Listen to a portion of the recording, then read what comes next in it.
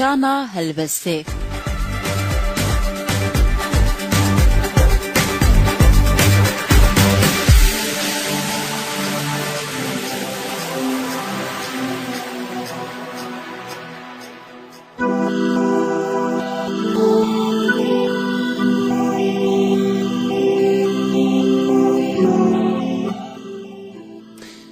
رادیو دنگی آزادیه رادیو دنگی مزبوط هم یادم باش گذارین دلال دبرنامه کدن آشان هلبسی دب آوای کسندیم لی پیش بری ونه از جردلوان ولسر تکنیکی حوالی مچیا ام هیوید کن که هن دمک سودوار بمرا ببورینن لی بلیز درباسی برنامه خواه ببم دخوازم بیرانینه که ببیرا و بینم سبا 18 سال وگرا کیمیا باران حلبچه شهید بریا 18 سالان هزین باعث این تیران 100 سال صدام حسین حلبچه دابر بومبین کیمیایی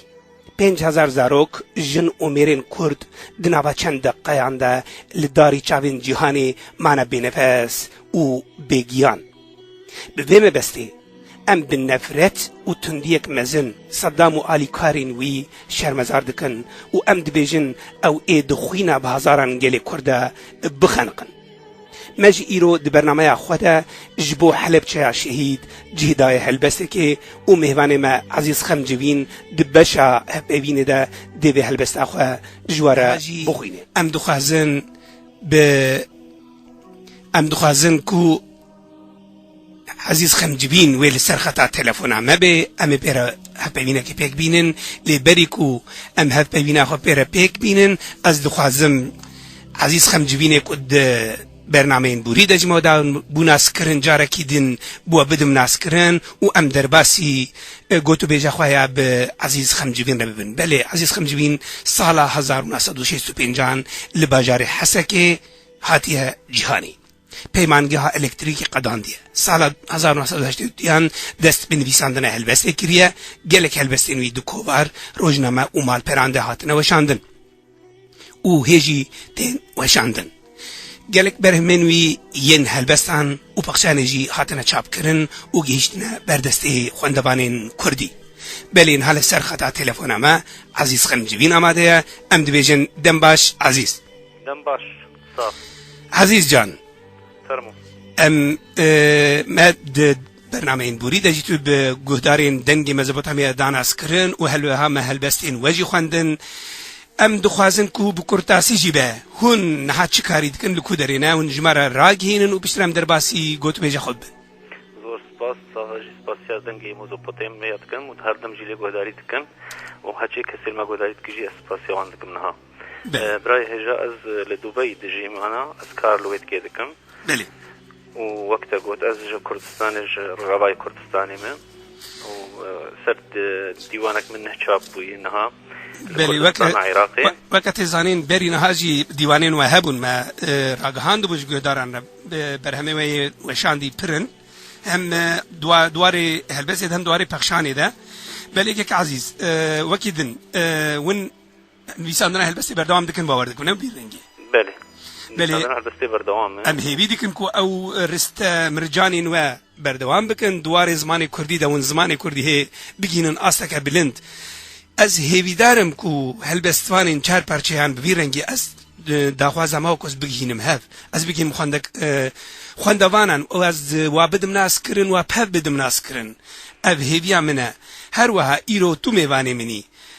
فرمو از خوازم پیشی نرین انتا بگرم وی درباری ده و پشتر ام درباسی هلبسته کتب بن باور دکم درباری حلبچه ده و هلبسته آمده کریا کو 7 سال وگره 18 سال وگره کیمیا بارانا حلبچه یا کج آلی بعاسیان و هاتی پیک آنین و 5000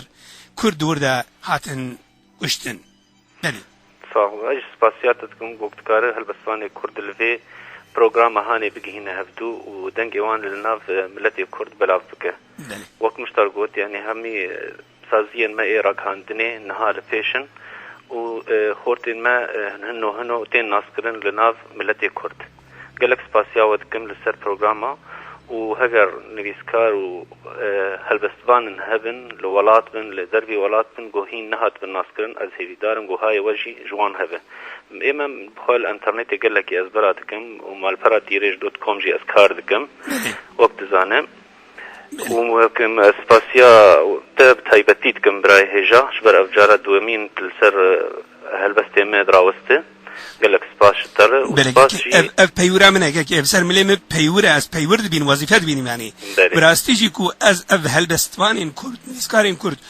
کو کده که مزندن دوار زمانی کردی ده کده که مزندن و دنویسن و دخوازن کو بگیجن گل بله مخابن جبر کو دولت کمتونه ام کرد براستیجی لچار پارچه هم بلاون انجا هم بکاربن به سایا خوینا شهیدن کو اف رادیو تلویزیون ماهاتنا دامزراندن بوانا ام و بگینن گل صعبة والله امجي في اتصال الانترنت قال لك بلا بذكم الفايك مشابكري هبو صار نوطيده ونهاجي الكردستاني يكتيان فسكارين كرد الدهوكي اسباسيوان جيتكم تايبتي بريس حسن سليفاني قوك فرتوكا ما زندانا بجوك شابكرن وقال لك سباس شو رجي ديسا وهجر برسيو هفن امكان ديس برسيو عزيز بيشي هلبستاتك جوداري بكم باوردكم هلبست يجبو حلبش عمادية هلبست اخو بوخينا ويدي بشرامي بيبينا اخو بردوام بكم اوكي اد حجدمين صار وقرا بوبلات وكارثات حلبجة كشتارا اهري مزن از ريجيمين ديكتاتور تايبتي ريجيمات تكشوية صدام حسين شرمزار دكم وقف كارثات هاني اني سر ملتي كرد باجاري حلبجة